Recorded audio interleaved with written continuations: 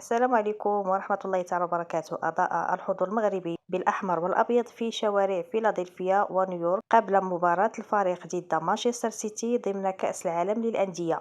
مشهد رائع من الافتتاح، تجمع جماهير الوداد أمام الساعة في نيويورك وفي فيلادلفيا، مرفوعي الأعلام والهتافات الحماسية تعبر عن فخرهم وحبهم للفريق. أكثر من 1000 تأشيرة جُمعت خصيصًا لدعم الفريق، مُضاف إليها دعم العائلات الأمريكية المنتشرة في أمريكا. باختصار، جمهور الوداد لم يكتفي بالحضور كمتفرجين، بل صنع أجواء حيوية مبهرة في قلب أمريكا، مؤكدين أن ديما وداد روح تمتد لبعيد. ودابا غنخليكم مع حماس الجمهور الودادي في شوارع أمريكا.